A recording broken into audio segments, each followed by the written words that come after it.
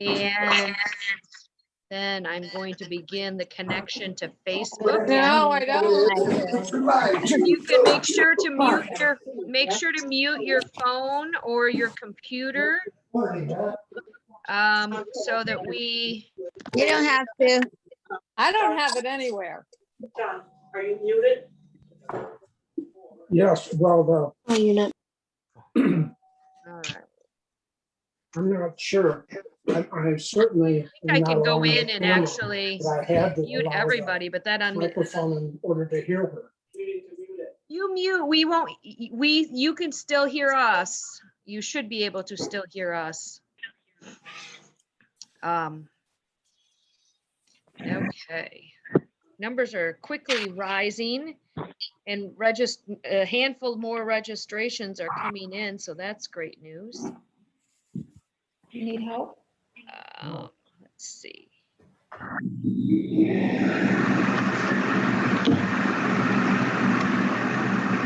Hello, Mount Pleasant. Hello, Ypsilanti.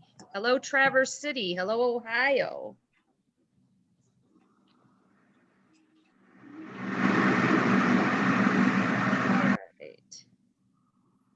And it looks like waiting on the Facebook Live is preparing.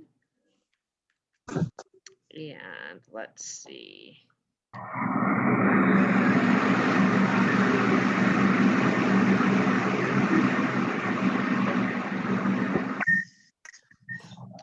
Jackson County, hello. It sounds like somebody's flushing their toilet. All right, I'm gonna see. Get the live stream going. Oh, from Arkansas. Yes, I'm trying to get everybody muted here real quick. If I can. Thank you. In this country, authorities in front of the camera just a short time ago, this time at an office complex. Mute. Let's see. That's a really good picture. Mute.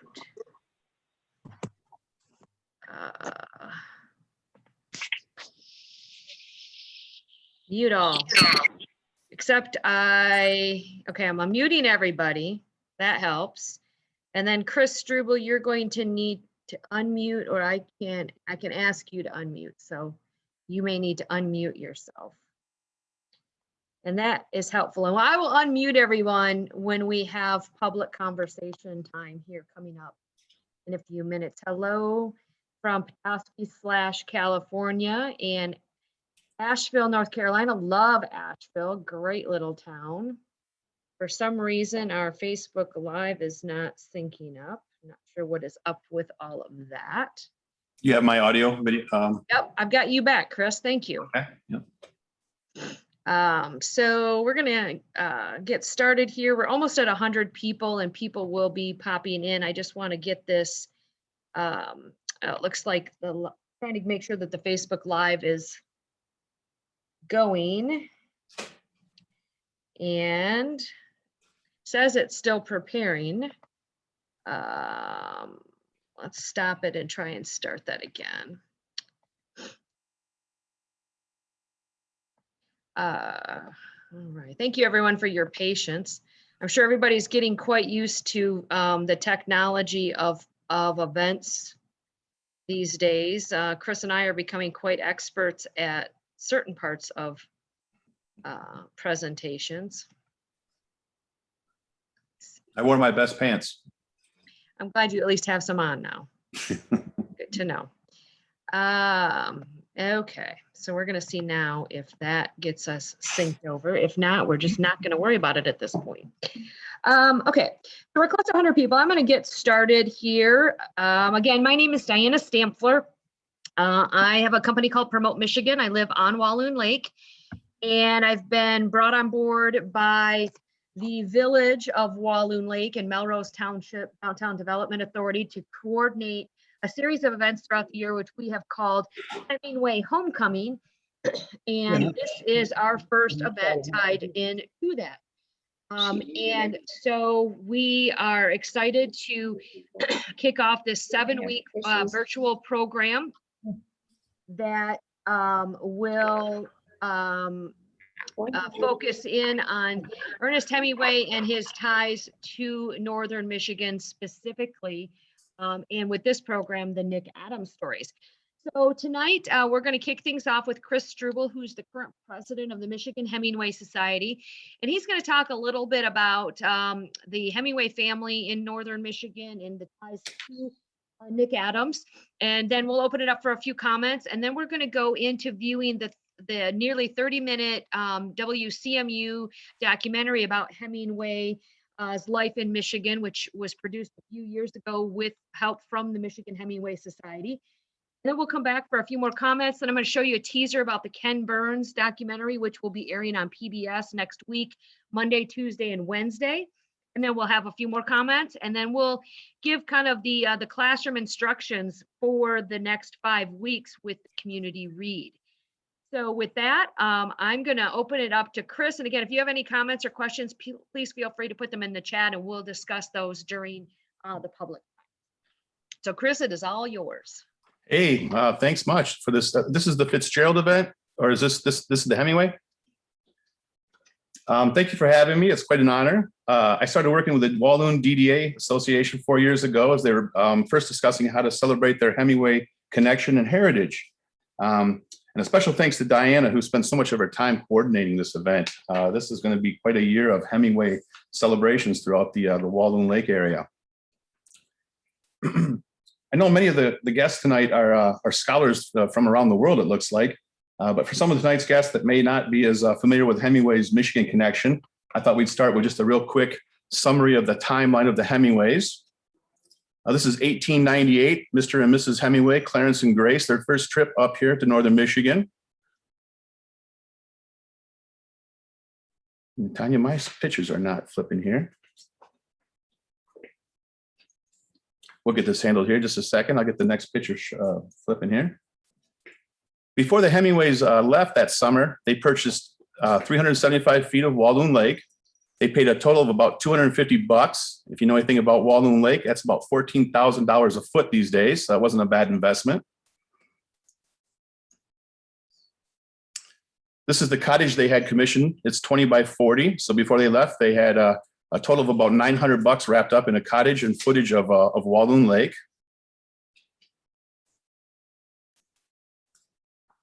This will be Hemingway's first visit in 1899. He's just shy of 3 months old there. And that's the cottage in its kind of rustic state. Again, Clarence and Grace, a little bit colder that year for September. When the children were young, there was only 2 bedrooms in the cottage. So Marceline, Hemingway's older sister, and Hemingway would sleep on these little bunks here. We like to think about all the good things that are associated with Hemingway, and a lot of those, we'll say the better parts of his life were experiences that he had here on Walloon Lake in Northern Michigan.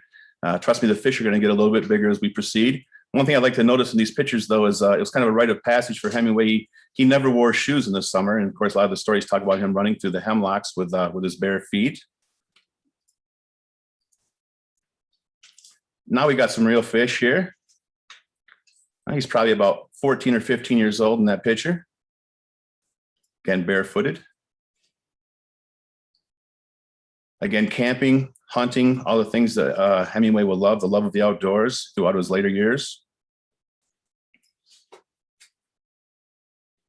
Hemingway loved to go home and talk about his experiences with the Native American kids up here, and just in general, the Native Americans. And visiting the local lumber camp, where he remembers the cook always washing his hands with lemon to keep it nice and clean when he and Marceline would go over for cookies. Of course, these scenarios will wind up in several of his short stories. And the family continues to grow during the summers as these things happen. Nature has its course. We've got 4 of the Hemingway children there. Hemingway with his little Dutch boy haircut, roasting marshmallows, and of course, the safest place to put that baby for the photo op is as close to the fire as possible. Here we have the whole Hemingway family, all 6 children.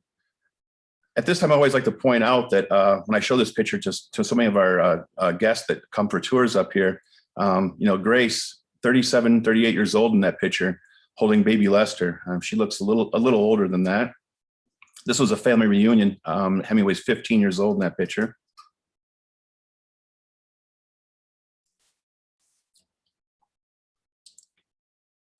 In 1905, when Grace's father passes away, she purchases approximately 1,700 feet on the opposite side of Walloon also, where she'll put her own little cottage to get away from the family periodically.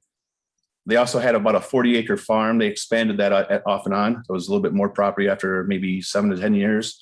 They paid a total of about $700 for that piece of property over there. That's a chunk of Walloon for sure. To the right side there by the point, that's now where Camp Michigania has their retreat. In letters back and forth in 1928, when Clarence committed suicide, they talk about all the assets and liabilities in northern Michigan, and they list all of that worthless property in northern Michigan as quite a liability. This is Hemingway on the farm, around 14 or 15 years old. He'll pretty much be put in charge of the farm. He'll spend a lot of the time camping over there. I think this is the only picture we'll ever see of him actually doing physical labor. If not the only picture, it's probably the last picture. He's with one of the Sumner kids there. Hemingway would take a lot of the produce from the lake and row around and sell some of it. And a lot of that would wind up back in Oak Park for the Hemingway's annual Christmas feast, which lasted pretty much the whole month of December. Clarence was known to bake a stack of pies all the way to the ceiling. This is Hemingway and his sister Marceline on a horse-drawn lumber rail that went between Walloon Lake, where the lumber mill was, right about where Michigania is now. Again, pretty close to the Hemingway property. And this goes all the way to Horton Bay.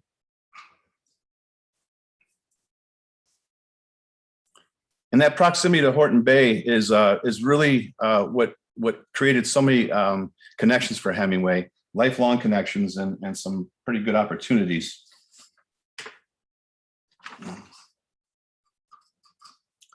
Especially with his friends Bill and Kate Smith. Hemingway's not wearing a bikini in that picture. I think a lot of us have seen this picture, but I get asked every single time, is he wearing a bikini? Well, he's wearing a one piece like his friends are, but it just happened to be two-tone, which didn't translate too well in the age of black and white. You see his sister Marceline, you see Marge and Pudge bump, and then Bill is to his immediate right, and then Kate Smith standing right in front of him, and she'll go on to marry John Dos Passos. But the connection with the Smith family, that's what really created quite a bit of magic for Hemingway. After being kicked out of the cottage this year, this is the year of his majority, the 21st year. And of course, he got kicked out of the cottage for having just a little bit too much fun that summer as he's recuperating. I like to notice also, he's still got that knee brace on his leg. This is maybe almost 2 years to the date from when he was wounded in Italy there. When Hemingway's kicked out, he returns back to Chicago with Bill and Kate Smith. He's got a couple of different apartments down there, but he's hanging out a lot of times at Y.K. Smith's house. That's the older brother of Bill and Kate Smith there. In that apartment one night at a party, he will be introduced to Hadley Richardson, who's Kate's roommate from St. Louis. Of course, she'll become the Paris wife.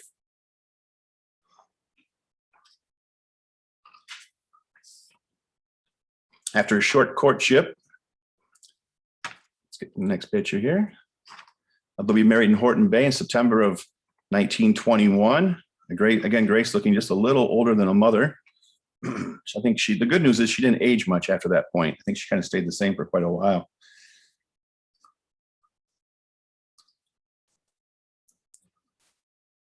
They honeymooned at Windermere. They had pulled the mattresses out in front of the fireplace there to stay warm. Stayed about a week. The first couple of 3 to 5 days were not so well. They were both sort of ill, either food poisoning or the flu, not sure which. And of course, Hemingway, as history has it, will take Hadley into town and introduce to all the girls he passed up to marry her. So quite a wedding. Back in Chicago, again at Y.K. Smith's apartment, they'll be introduced to Sherwood Anderson. Sherwood just recently had returned from a trip to Paris. And before the night was over, he had convinced the Hemingways that Paris was the place to be for a young writer.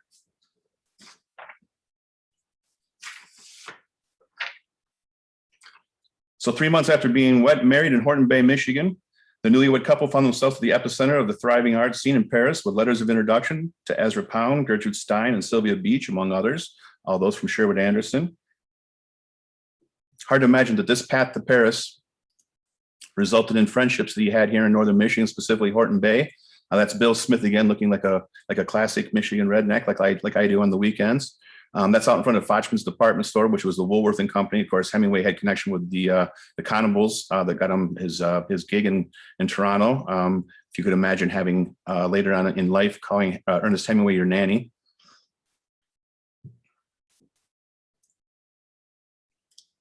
This is a picture of Hemingway, obviously, after he was wounded in Italy, the 200 and some odd wounds that he claims in his legs there, the 45 caliber bullet.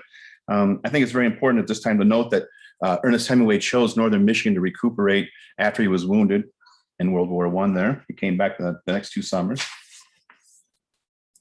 And also, I think it's very important of the fact when I'm on my tours here in Northern Michigan, it's not so much that Hemingway stayed in this house at 602 State Street. It's really the fact that this is where he, in the fall of 1919, he decides to become a professional writer of fiction specifically. He's got that top room on the right, both cornered windows there. When he checked out of that house at the end of the summer, Mrs. Potter remembers the backyard being full of fruit. He and his friend Dutch Palethorpe, the judge's son, they were making some of their old homemade hooch upstairs on the radiator there.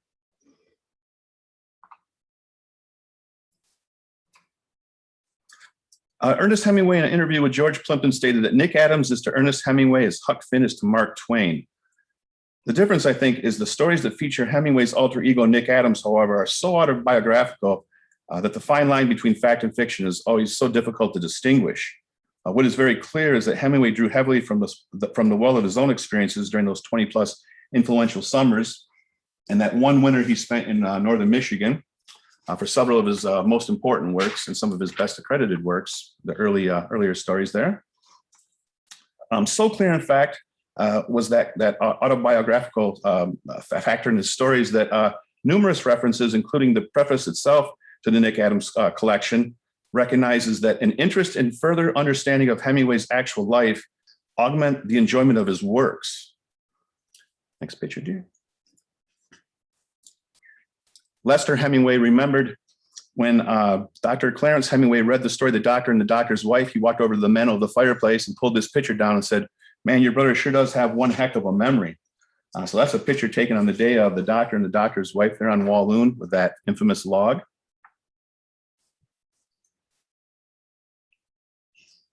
The majority of the Nick Adams stories were crafted primarily in Paris. According to several accounts, when Hemingway's arrived in Paris in December of 1921, Ernest put a map of Michigan on the wall. It seems it was in Paris that Hemingway wrote best about Michigan. But as we know from the lost suitcase incident in December of 22, Ernest often wrote and edited while traveling, either on a pleasure trip or while on assignment for the Toronto Star. And according to Valerie Hemingway, The Last Good Country was a work in progress right up until the day shortly before his death. So she remembers him actually working on that story. This is a dedication of a huge, huge picture in Traverse City. It was done without the authority of the downtown Traverse City. The Dennis family, who owned Chef Pierre Pies for years and years, they paid the fine to have that up for over 2 years. And that's when Valerie came up for that event. It seems that Nick Adams followed Hemingway, though, throughout his life. We'll leave it there. Oh, here we go, dear, one more. When Scribner's announced the release in 1972 of the Nick Adams collection, all but 8 of the stories had already appeared in various publications. The 3-Day Blow, The End of Something, and The Battler made their debut in the 1925 New York Bonnie and Liverwright edition of In Our Time, which also included Indian Camp, which was originally published in the April 1924 edition of the Transatlantic Review, and The Big Two-Hearted River, which was first published in the 1925 edition of this quarter. And although Hemingway fans must have been excited for new material to devour, the real significance of the release of the Nick Adams collection is that it's the first time the stories appear together in chronological order according to the age of Nick Adams in the stories. There was often some confusion and lack of context in the stories prior, specifically Men Without Women collection, where Nick Adams' character bounces around from old to young and then back again. And also the first time that The Big Two-Hearted River was published, I think Now I Lay Me comes after that, which it just kind of really threw the cohesiveness of the stories off. And it seems to me that it was after the stories were finally grouped together accordingly that the real magic happened with the Nick Adams collection. Again, some of my favorite writings next to The Sun Also Rises. In 2007, the Michigan Humanities Council announced that they had selected the Nick Adams collection for their inaugural Great Michigan Read Project. which strives to help bridge communities with discussions. And right at this time, I'd like to take a moment to personally thank the distinguished moderators we have lined up to share their expertise and perspective during the next 5 weeks. And I encourage everyone to join us as we continue the Walloon Lake Reads Nick Adams discussion. Well, I may not be able to, I didn't technically go to school for any of this stuff, so while I'm not be able to define what a modal auxiliary verb is, I am fortunate enough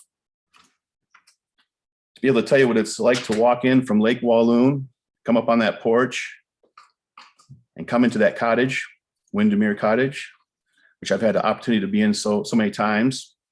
And if you wonder what it's like to stand there, well, it's exactly like Hemingway told us in all of his stories. It's a special time when you're in that cottage, and I've been there, probably 15 or 20 times.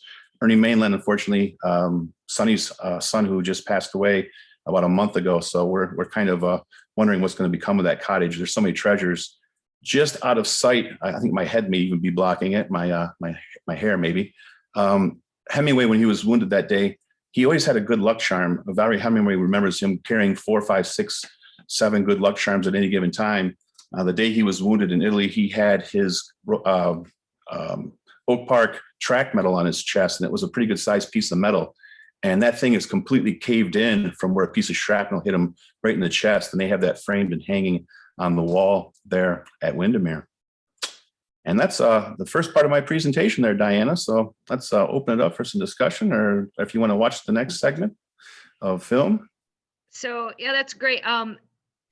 The Scribner's thing was actually really kind of interesting. I was doing research for this event and wanted to know, we knew the book was published in the spring of '72, but we didn't know exactly when. And so I contacted Scribner's to find out if they had any idea.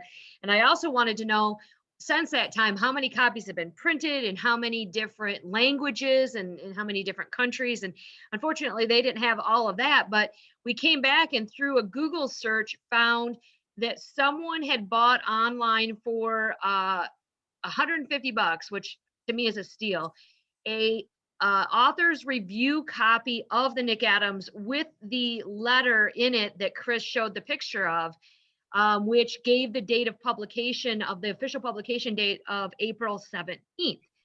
So that was a really great find for us to know exactly when it came out. And of course, some of the media reviews and such, if you've ever published a book, you know that that's the official date that it hits bookstores, but some of the media reviewers get it ahead of time.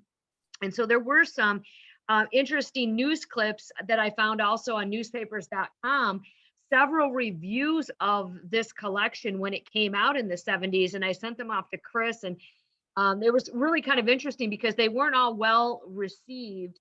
I think people were questioning why, 10 years after Hemingway's death, that this collection was coming out, and with many stories that had already been published. And I think it took a while for people to catch on that this chronological ordering that Chris mentioned was the key to this publication. So it was really kind of an interesting turnaround to find some of those stories. Yeah, and once people started reading, they found out that the 8 extra stories and in the right order, it really filled in so many of those gaps, those especially for people that knew a lot about Hemingway's life. It really started to make sense because a lot of people were following his life. They knew so much about his life at that time, and they were wondering why there was such gaps in those stories. And of course, Summer People, which I think that's the first time it was ever published. It's one of the 8. Summer People to me it's one of my favorite stories of all times. And I'd love to talk with Don Diker some night over a glass of apple juice to compare it to The Sun Also Rises. I see so many similarities, and I'd love to have that opportunity some night, or maybe even during Jen's discussion, her section, which I think covers Summer People. Yeah, it really is. I think that is the key. I went back and was doing a lot of research. I've got a copy of In Our Time. I've got and going back and seeing which stories had been previously published, looking at Winner Take Nothing and some of the other collections. There's actually a first edition of In Our Time available on eBay for what was it, $55,000, I think, if anybody 55. is interested in acquiring that. Kathleen had a question about how many articles did Hemingway write for the Toronto Star? And I'm not exactly sure how many, but I want to recommend a book. Actually, my daughter gave it to me. She found it in a used bookstore, and it's called Hemingway Byline. And I know it's hard with a background picture to get it to show up, but Yeah, it's a whole bookload of articles, right? yeah, so it has the reporting years. So it has a bunch of the early Toronto Star reprints. Here's one on trout fishing in Europe, but it also includes clippings from other publications, Esquire, his articles on the Spanish Civil War. And it's just a really great resource of those clippings because a lot of them are really hard to find. But yeah, I'll actually put a link to that book in the chat here when we go into the next section. Now, before we go in to the CMU video, I'm going to see, let's see, Chris, I'm going to have you stop sharing your screen. Sure. And then I'm going to go over and grab the CMU video. So just a little bit of background on that. About 10 years ago, I want to say, Central Michigan University, which is where the Hemingway archives are located at the Clark Historical Library, produced a 26 or so minute documentary about Hemingway in Northern Michigan. They aired it on WCMU, and then they put it out, and it is on YouTube. So I'm going to show it here. We have permission to do that because it really does give you some insight, and it'll kind of amp you up. It's kind of interesting. When we started planning this Hemingway homecoming and then this community read was last summer when I first met with village leaders. And I knew that the Ken Burns documentary was in the works, but we didn't know really when it was going to come out. And so when they announced in the fall that it was going to be running early April, it was just this perfect scenario for us because we already knew we wanted to kick off this event April 1st because it's also kicking into National Library Week, which starts next week. The timing with all of it was great. And because there was so much national media attention and Michigan media attention around the documentary, it allowed us to piggyback a lot of our promotion and media attention for this event through all that. So it's been really great. We had an article yesterday in the Detroit News. It's been referenced in several e-blasts. The National Hemingway Society and the Michigan Hemingway Society have done things. So it's really helped us to spread the word on it. But it was this CMU video years ago that really got me into learning more about Hemingway. So I'm going to see if I can get this part to work. Always an interesting dynamic when you're dealing with technology. And we're going to see here. Appreciate everyone's patience. Screen share, video settings. And this I should have tested out a little bit better. So we're going to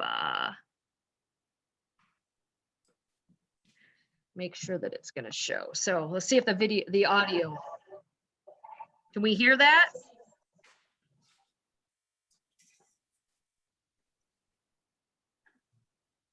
And I'm not getting audio. Okay, hold on a minute.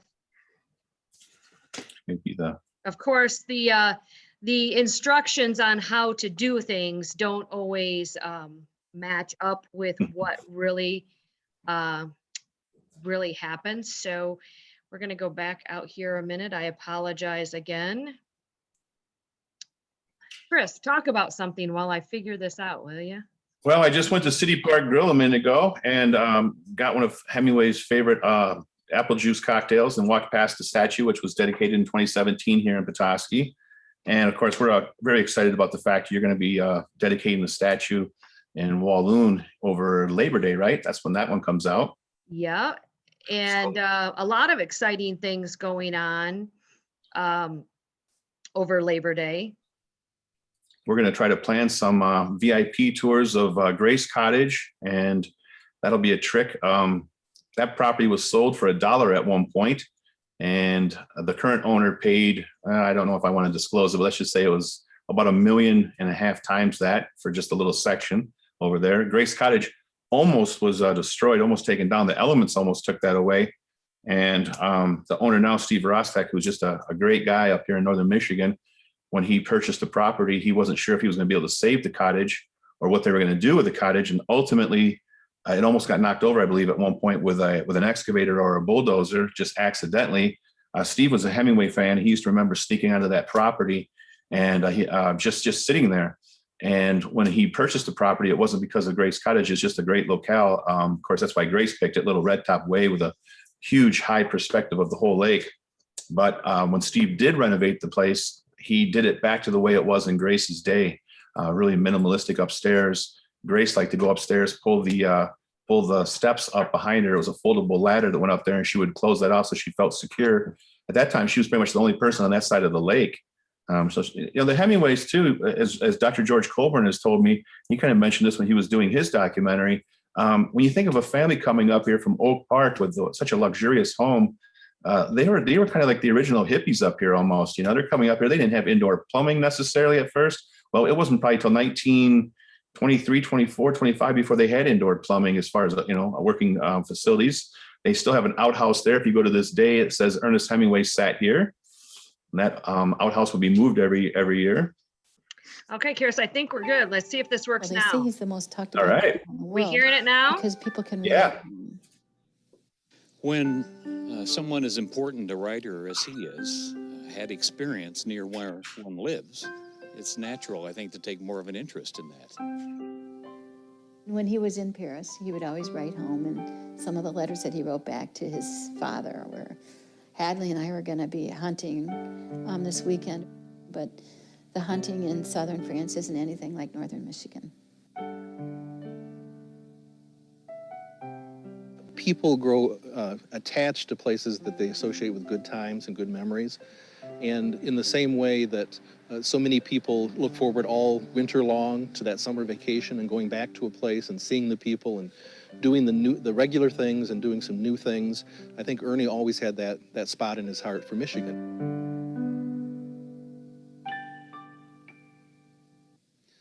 I think probably the world would think of Ernest Hemingway. They would think of exotic locations like Africa and Cuba and bullfights. They'd think of the personality of Ernest Hemingway because he was such a celebrity for his time and such a symbol of masculinity and what it meant to be a man in America for so much of the 20th century. And others would think of him as a writer. They would think of officially Ernest Hemingway. And that's one of the things that's intriguing about looking at him in Michigan, because really in Michigan, he's Ernie. He's this young, gangly kid who tried hard to make friends, was uncomfortable with women, liked to be out doing nothing, and liked to be outside, enjoyed hanging out in woods and streams, but with very little hint even that he was ever going to be anything other than a brother and a son. The year was 1899. It was a place in transition from the lumbering era to an era where there was more emphasis on growing tourism industry in this area. Onto this northern Michigan landscape came a young couple from the Chicago area. Their names were Dr. Clarence and Grace Hemingway. They brought with them their 2 young children, Marceline and baby Ernie, who was only a few weeks old. The previous summer, they had come to Walloon Lake, near Petoskey, Michigan, to visit with family, and loved it so much that they decided to buy property of their own. They did find across the lake on the Bacon Farm property some land that had a beach front that was sandy, and it went right on down very gradually into the lake. or I should say in the lake, it was a gradual running of the sand out, so there wasn't a drop off, and it would be children friendly. The Hemingways built a cottage on the property and called it Windermere. Windermere is a nice old cottage, built well over 100 years ago.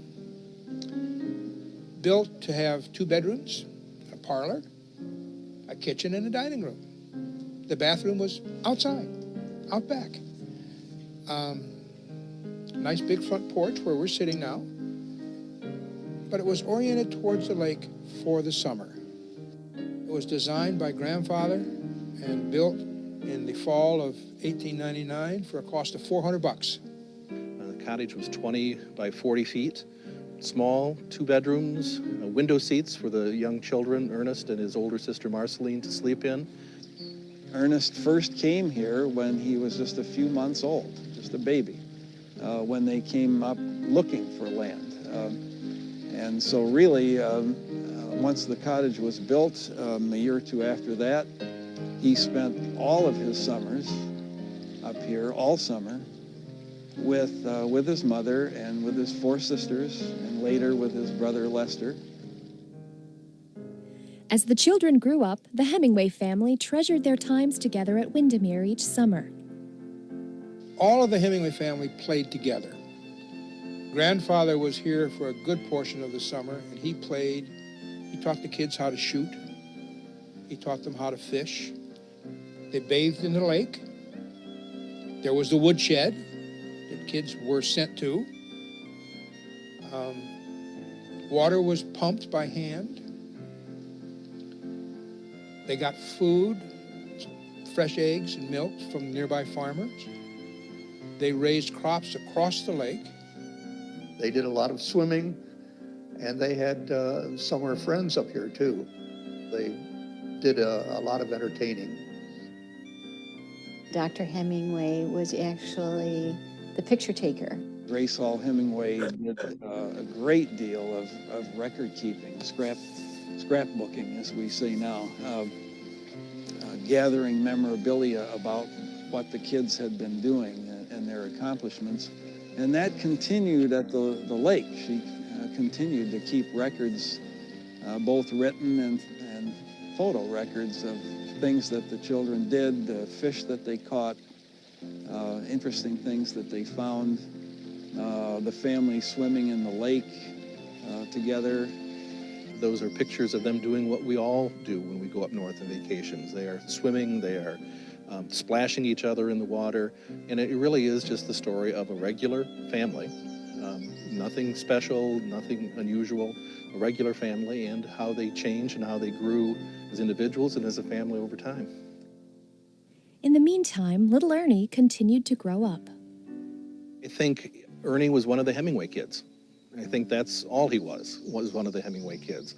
He was the second oldest. He had a sister that was just a little over a year older than he was. I think he was just a young lad that liked his freedom.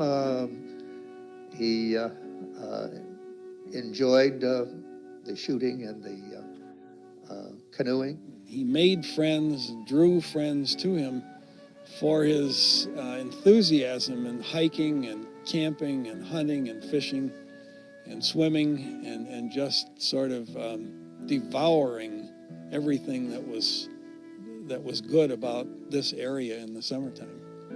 I think because of his father being a doctor, I think he had a great respect for life. I think his awareness level for nature and for his surroundings was a little more acute than an average child, because his parents were constantly encouraging the children to improve themselves. And he was a sensitive young lad.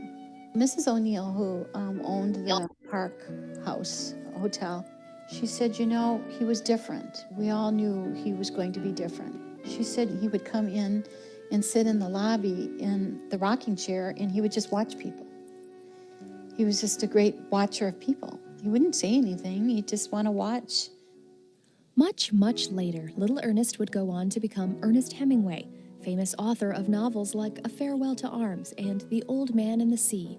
But near the start of his career, he received some good advice. Write what you know.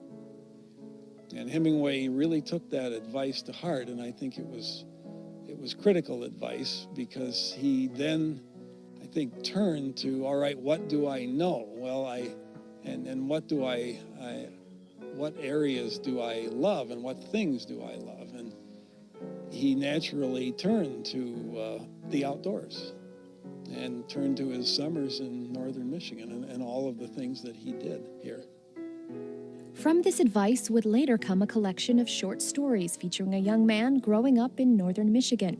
His name, Nick Adams. They were walking on the brown forest floor now, and it was springy and cool under their feet. There was no underbrush, and the trunks of the trees rose 60 feet high before there were any branches. It was cool in the shade of the trees, and high up in them Nick could hear the breeze that was rising. No sun came through as they walked, and Nick knew there would be no sun through the high-top branches until nearly noon. Nick Adams stories are based here at Windermere. Almost all of them have a connection, except the ones obviously in the Upper Peninsula, have something to do with Windermere Cottage. There are multiple stories written over a number of years, and he starts out and Nick is 5 or 7, and in the later ones he's in his 30s and he's a father himself. Well, Nick was Ernest's alter ego, but he was not Ernest. He had many qualities of Ernest. I've read most of the stories in the Nick Adams series, all of them based on what I've learned from my mother and what I've learned from this building, have a modicum of truth to them. Northern Michigan locations from Ernest Hemingway's childhood continued to find their way into the Nick Adams stories, locations like Horton Bay. In the old days, Horton's Bay was a lumbering town. No one who lived in it was out of sound of the big saws in the mill by the lake. Then, one year, there were no more logs to make lumber. 10 years later, there was nothing of the mill left except the broken white limestone of its foundations showing through the swampy second growth as Nick and Marjorie rowed along the shore. They were trolling along the edge of the channel bank where the bottom dropped off suddenly from sandy shallows to 12 feet of dark water. They were trolling on their way to the point to set night lines for rainbow trout. We are here at the end of Lake Street in Horton Bay on the north shore of Lake Charlevoix. He would frequently take a family boat and row across Walloon Lake to the south shore of Walloon Lake, and then he would walk several miles overland to come down here to Horton Bay. And his goal was to hang out with his friends and go fishing and swimming and just generally have a good time down here with a number of friends whose relatives also had summer cottages or cabins in this area, in the Horton Bay area.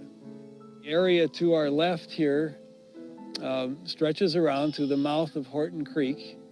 So at the beginning of the story, Nick Adams and Marjorie are trolling for trout along the channel bank, the deep cut caused by the inflow of Horton Creek, which flows into the bay just a little bit to our left here.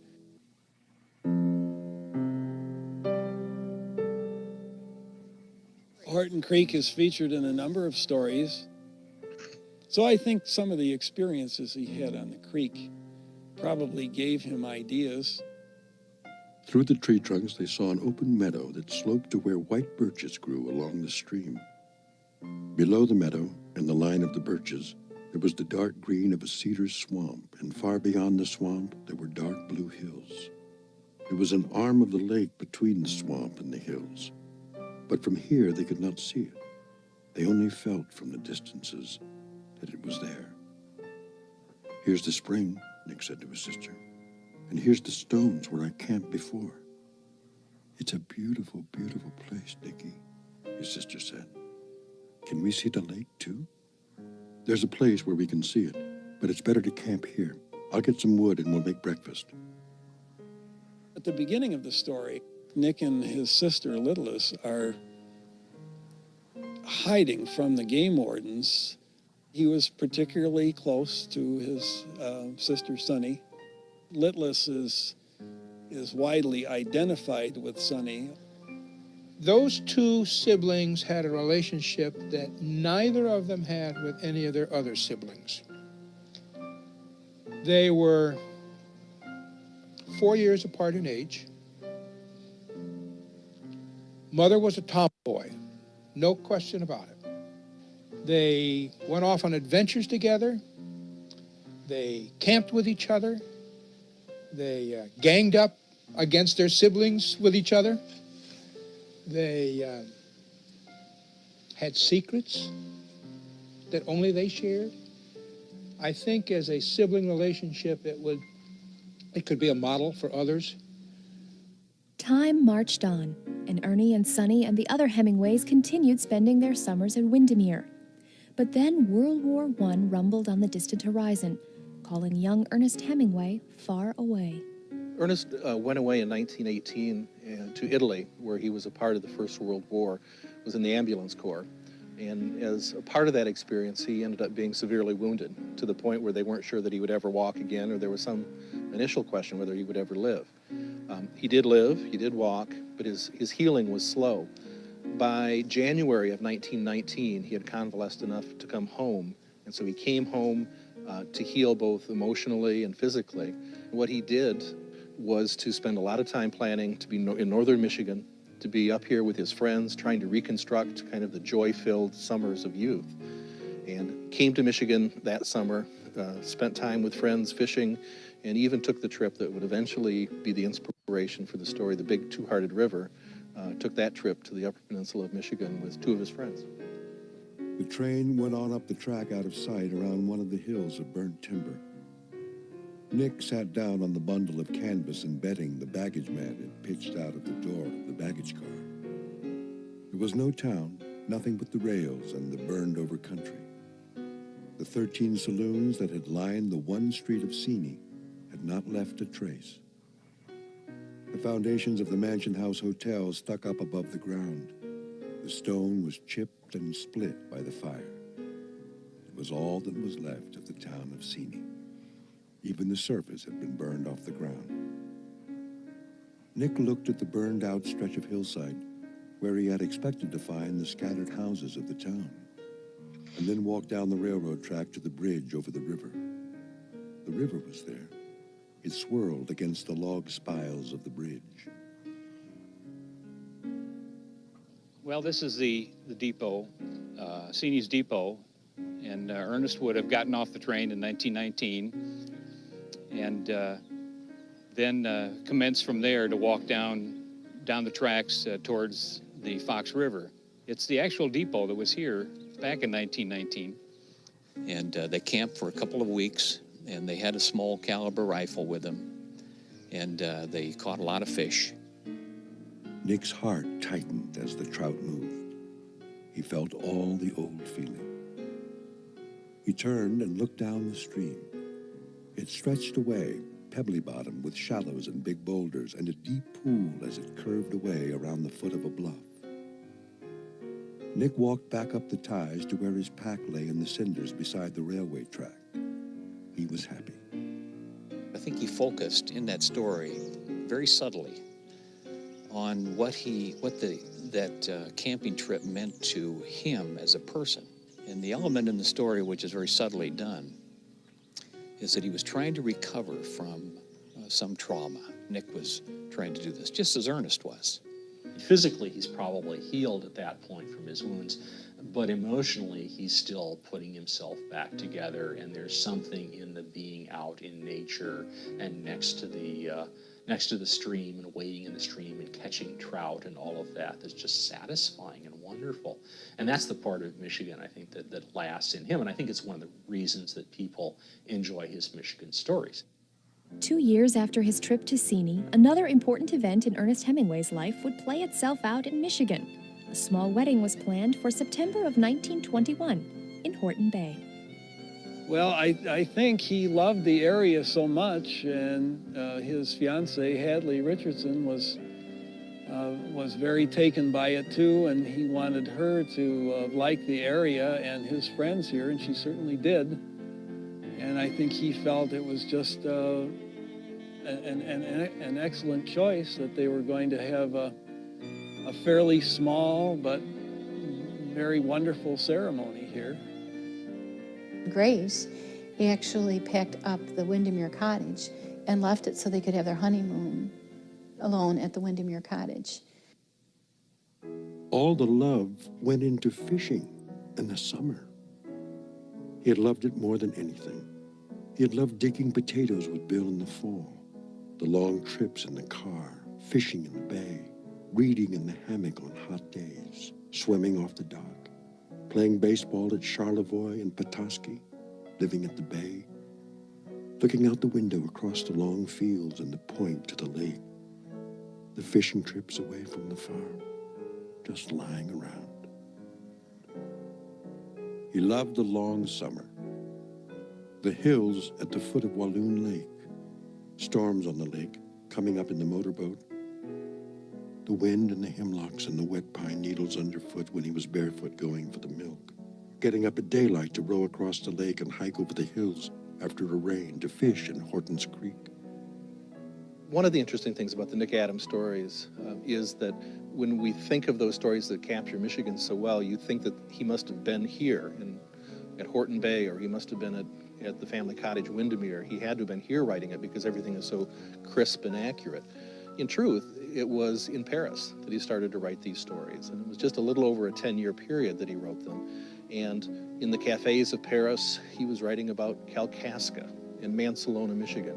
Hemingway takes a situation and he tries to recreate not the emotion, but he's trying to recreate all of the little things that happen that give you the emotion. And as long as that's working, we'll still keep reading these stories. And there's always a part of Nick Adams that always thinks that he has just learned the way that the world really is. And you read the story and you discover that he hasn't quite learned exactly the way the world is. So he learns something new and he thinks, well, now I know. And then he goes on to the next story and he discovers something new. They show an important time in the history of northern Michigan, and at least indirectly give us some sense of what happened to northern Michigan in the 1880s and 90s and the first decade of the 20th century. The way he captures the country as well as the people in the time, the way he captured this country and the way his great love of the natural world here comes through as any good artist would do it, not so much through the dialogue or actions of the characters, but through his depiction of and his use of these settings to frame his stories. You just see and feel, I think, his great love for this area. What is northern Michigan to me? Maybe it's just that's what Nick Adams is. And maybe we're all a little bit of Nick Adams. Long after Nick Adams's adventures in Michigan were over, Ernest Hemingway continued to look back at those days spent with his family at Windermere. Near the end of his life, he worked on a book that became known as A Movable Feast. And it's a collection of sketches of people and places and happenings. And as you read those, he tells about the story that he's writing, and it's a story about Michigan. And so he transports himself back to Michigan in the writing of that story. This is now Ernest Hemingway, the world-famous author, and close to the end of his life. And what he's reflecting back on so fondly is Michigan, the place of his youth. And this is Ernest Hemingway in the 1950s, thinking back over that long life of his to what the best time was. And he was a young child and carefree. Ernest Hemingway died in 1961, but his legacy lives on in the stories he left behind and in the people he loved and who loved him in return. What was Ernest Hemingway really like? As a father? As a husband? As an uncle? As a brother? As a family human being, I think he was caring. What's the legacy of Windermere? Good times. Fun. Good memories. Windermere is a happy place. Nobody's ever died here, but somebody's been born here. How many people have a home where a life was delivered? I do. I think that there is the drawing of family to be together, and it could have been some other place, but I think that because other members of the family had been here when they were younger, that it gave a special import to it. I think it's important for the general public to know that the Hemingway family was first and foremost a family. They had all the problems that every family has of making a living, going to school, growing up. They cared about each other. They cared about other people. They cared about nature. They laughed and they cried. I think sometimes people think that Nick Adams and Ernest Hemingway are one and the same. And in the Nick Adams stories, they think that Ernest Hemingway was writing about his own personal experiences just as they occurred, the people that he knew just as they were. And I guess I would want people to know that Ernest Hemingway, as an artist of sorts, took those places that he knew, took the people he knew, added and subtracted details, merged things together that really aren't that way in real life, and created something brand new.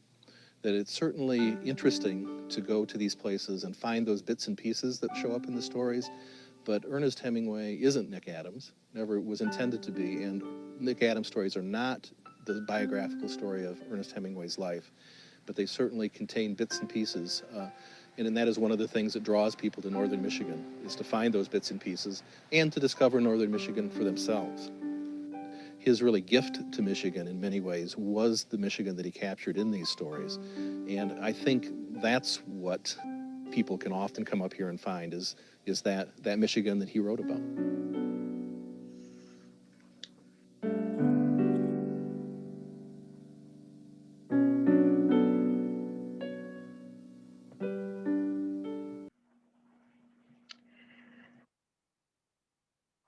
So for, log out of here real quick.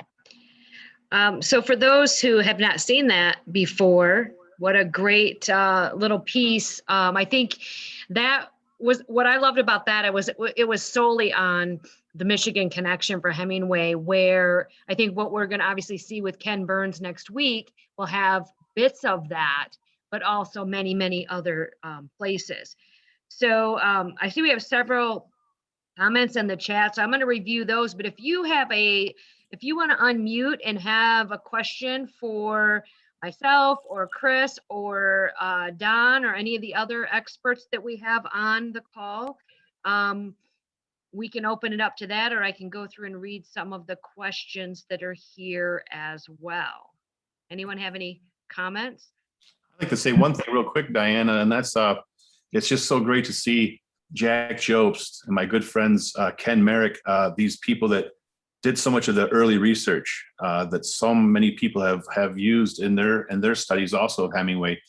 Ken Merrick was fortunate enough to interview so many of these people who actually were around back at that time. Ken's such a dear man, and he and Jack Jobst have donated their whole life's research to the Clark Historical Library. So and it was so neat to see them again. It's been a couple of years since I've seen Jack, and I see Ken on a regular basis, but then also to see Jim Sanford looking a little different. I've been lucky enough to spend, we've been spending a lot of time in their guest house out there. There's nothing better than reading Hemingway in a Hemingway family home on Walloon, just a couple doors down from Windermere in the old Loomis Cottage. So I've been fortunate enough to have those experiences. Yeah. And it was really great to see Ernie Mainland there. And even I don't recall from seeing it before how choked up he got, and it got me kind of choked up about the family stories and whatnot. And as you mentioned, we lost Ernie in late January.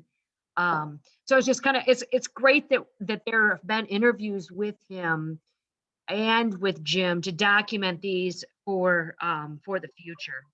Cecil Ponder just recently found a cassette tape of Ernie Mainland taking a trip between here and Cross Village, and we're going to be presenting that to Judy Mainland, his widow. Nice. So I did post the link to the Byline book by Hemingway. And here is the WCMU link to the video that we just saw, if anybody is interested in seeing that. Let me go back here and check a couple other things and see if we have any other comments. Chris, didn't you say that on a tour that some men from Bayview were important in encouraging his writing and also made a helpful introduction that encouraged him to make the move to Paris? Bayview? Yes. So his connection to Bayview would have been Edwin Ballmer, the publisher from Chicago, and then of course Trumbull White. I've seen a letter recently where Hemingway himself, it was an October 1919 letter where Hemingway talks about the fact that he's reworking the Wapian Way, which is a story written here in Petoskey. Clark Historical Library just got, I think, the original copy of that, but he mentions Edwin Ballmer's advice and how he was adhering to that advice. Nice. Sorry, I've realized that I just replied to one person on that video or that comment real quick, so I'm answering all of that. So I'm going to show next. I guess I'm interested, you really can't really see by show of hands or anything, but I'm assuming that a fair number of people have been either watching some of the Ken Burns discussions that have been online or read some of the articles or watched some of those videos as well that have been shown out and about. There's just been so much attention, which has been phenomenal for everything that's going on with that. So I'm going to show, there are several videos on PBS. There's a couple 30 seconds and there's a 7-minute, but I think what I'm going to just show is the 2-minute trailer. It says it's a behind the scenes video that talks about the upcoming documentary. So that will be airing on Monday, Tuesday, and Wednesday next week.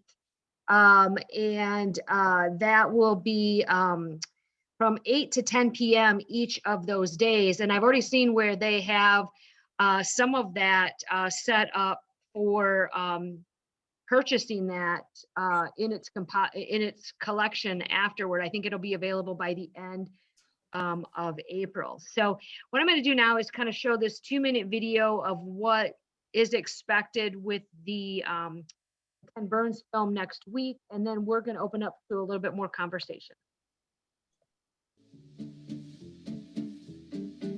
All you have to do is write one true sentence. Write the truest sentence that you know. We've been thinking about Hemingway for literally decades. You have someone who is often considered the greatest American novelist and has an outsized life. It's hard to think of a subject that's more iconic than Ernest Hemingway. Within a few sentences of reading a Hemingway story, you were not in any confusion as to who had written it. Hemingway can be read as he wanted it to be by ordinary folks, and yet beneath it is as deep an exploration of art and the human experiences that is just miraculous to me. He was always questing. The perfect line had not happened yet. It was always a struggle, trying to get it right, and you never will. He's this big game hunter. He's a deep sea fisherman. He's this lover. He's a man's man. And all of that was true, but it wasn't completely true. The way into understanding him is through his relationships with the women in his life. His mother, his sisters, and then the 4 women who he married in succession over the next 40 years of his life. Ernest and I, really, are afraid of each other, each one knowing that the other is the most violent person either one knows. In working on the film and delving more deeply into his demons and his struggles, how much his work mattered to him, I came to have a much deeper appreciation for the real Ernest Hemingway. finding out more about him was revelatory and shocking. And at some point, you just kind of have to check everything you thought you believed and begin again. We were just not prepared for how complex the story was going to be.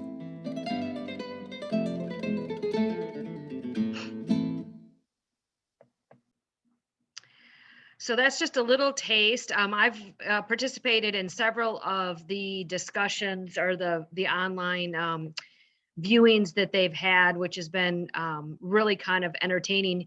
I also wanted to note, if you noticed at the very beginning of that, the voice of Hemingway in that series is Jeff Daniels. And in my little, I'm going to do my little Kevin Bacon 6 degrees of separation thing. Jeff Daniels is from Michigan, born and raised in Chelsea, which is not far from Ann Arbor, which is where Ken Burns grew up in his probably middle school and high school years, graduated from high school in that area. Jeff Daniels then went on to study at Central Michigan University, which is where the Clark Historical Library and the Hemingway collection is located. So you have all of these things that kind of connect into this, you know, it's great with the documentary to say, you know, Hemingway had his start here, but then you look at Ken and you look at Jeff, and all of these things come together, and it's the one common denominator for all three of those men in producing this documentary, which I just find kind of fascinating in that regard. Oh, yep. Someone else noticed that it was Jeff Daniels on there. Yes, McLean and Aiken, the bookstore in Petoskey, does have a handful of copies of the book available. So if you are up north and need to get a copy, please stop and see them. I think you have to still order online, and then you can pick it up. I like to encourage folks to use our local bookstores whenever possible, as opposed to online conglomerates that don't pay their authors. Not that this author is there to collect it, but the estate and whatnot. I like to support the local bookstores. So McLean and Aiken does have, I believe, about a dozen copies of the Nick Adams stories still available. So what I want to do now is kind of go through what's going to happen with this program over the next 6 weeks. So you all have a reading assignment between now and next Thursday, and that is to read the first 5 short stories in the section 1, The Northern Woods. And there, if you go to the Walloon Lake Village website, and I'll put this link in the chat as well, each week at the bottom of that write-up is the link to that session's discussion, but there's also a link to a PDF, which is kind of a reader's guide for that section. So the first section, of course, has lots of connections to the Native Americans around Walloon Lake and Hemingway or Nick Adams connections to those. And so it'll give you some questions and things. And so for every week, there's a study guide or a syllabus or whatever that will kind of instruct you. So next week when you come in, Don will be leading our discussion, and we'll open it up to questions and comments and whatnot. At the end of that, you'll be given a reading assignment for the following week, which is section 2. And then we'll have our expert come in, and that will run like that until the first Thursday of May. And then those of you who are in Michigan or willing to take a trip up here, on Thursday, May 13th, Chris is going to lead us on a caravan tour from downtown Walloon Lake. And we are going to be traveling to key areas from the Nick Adams story. So we'll be going into Horton Bay.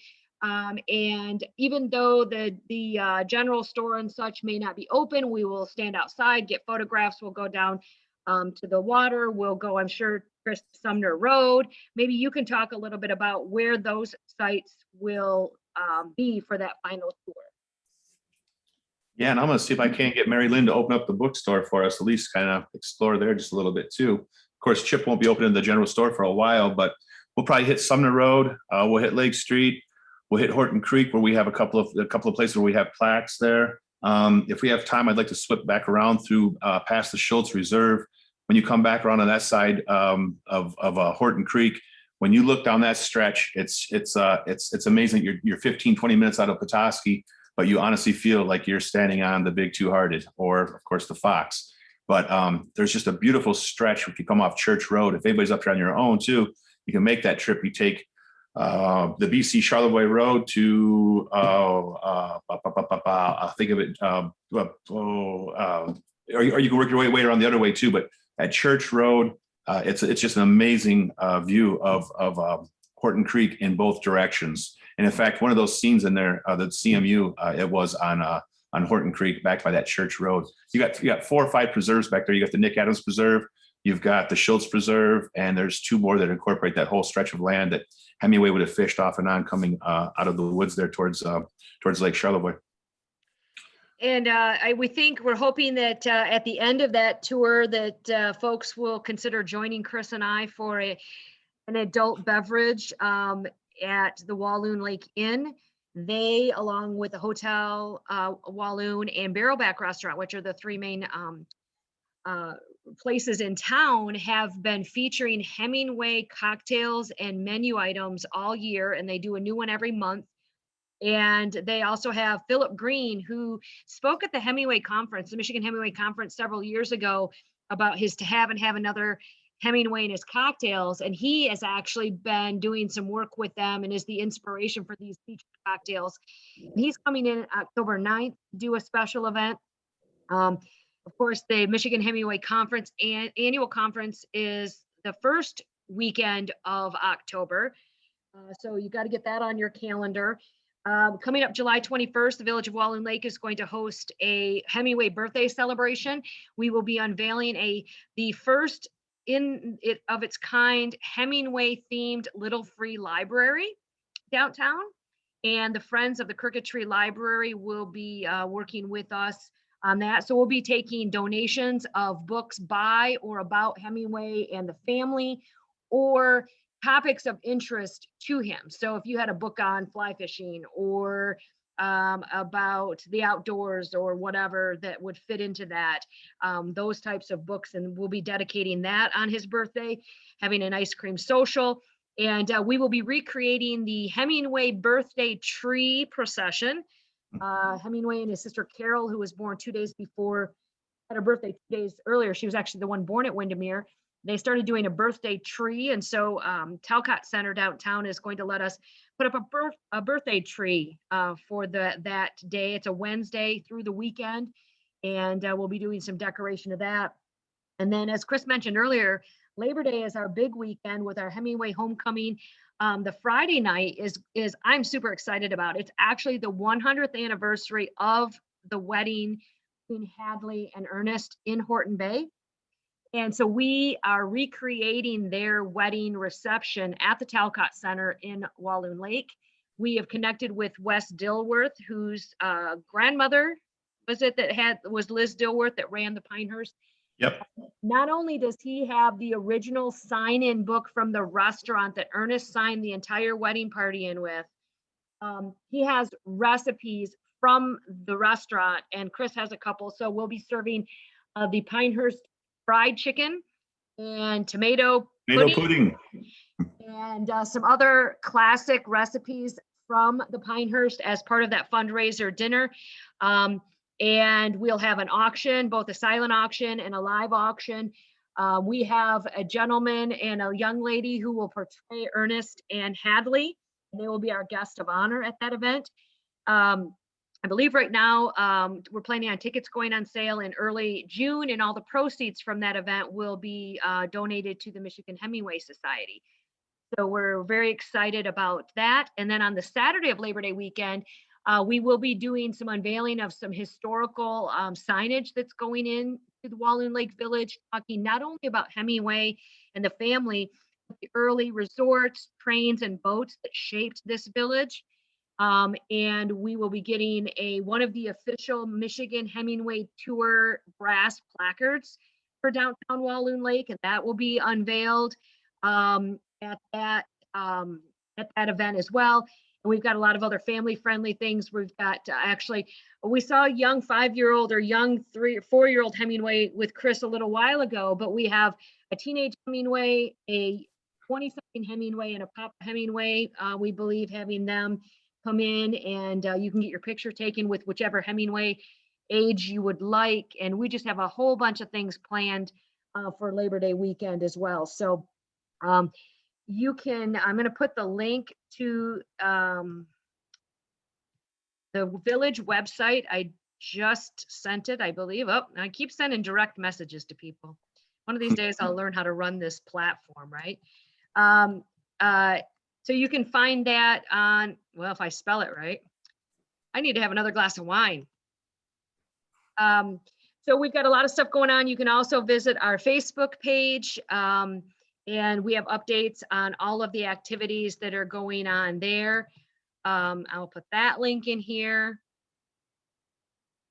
And we'll be sharing as much of this as possible through the MichiganHemingwaySociety.org also, and through our Facebook page. And Rob, I appreciate, I see your message. So we would love to connect with you on that. So I will save the chat and reach out to you directly. If you could also, Rob, send me your email, that would be great.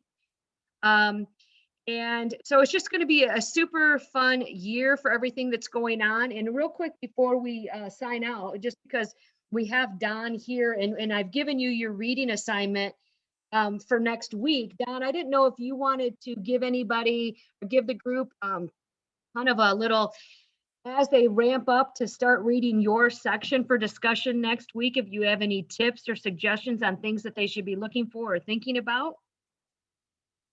Yes, Diana, just a quick question. In each of our 3 major stories for next week, which are Indian Camp, The Doctor and the Doctor's Wife, and 10 Indians, each of these stories involves an Indian camp. I want to ask of the readers whether this is the same Indian camp in all 3 stories or not, or whether there's a different Indian camp. So think about that, okay, as we come together next week to talk about Nick's adventures and his father's adventures in these 3 early, wonderful Nick Adams stories. The other thing I want to say about them is that it will be a challenge for us in an hour to talk about 3 early Hemingway stories that turn out to be among his best and most complex. Thank you. And Don, as with this event, it's not a hard stop. So if we go 10 over, 15 over, I'm not gonna like kick everybody out of class. So just thank you, Diana. Thank you. Look, I am much looking forward to it.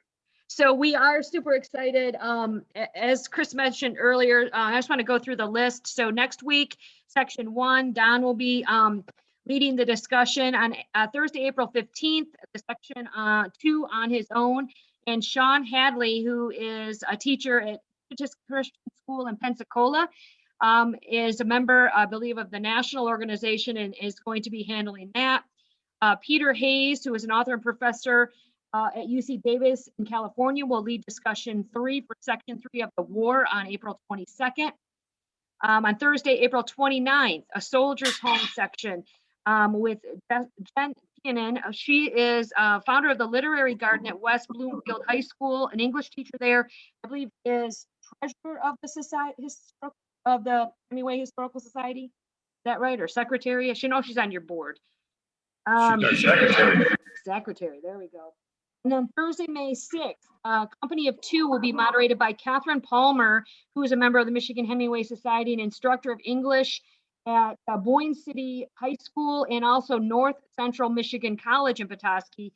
And I'm excited to work with her because she's obviously going to be covering Wedding Day and with the 100th anniversary of Hemingway's wedding and that story depicting so closely to real life. I'm super excited about some of that and some of the things that we've uncovered from the archives in the local libraries and museums on that front. So at this point, we're going to kind of get ready to wrap it up. If there are any final questions or comments, please throw those in the chat.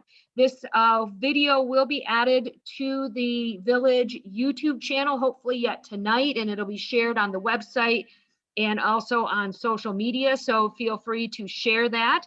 Hopefully most of you have signed up for the next several weeks and we're looking forward to to hosting you there and maybe seeing you up here in May for that virtual tour, or in July, or in September, or anytime you want to come for a visit. All right, I don't see any more comments or anything like that, so I thank everyone for joining us this evening, and we hope to see you here next week as well. Thank you. Thank you for hosting us, Diana.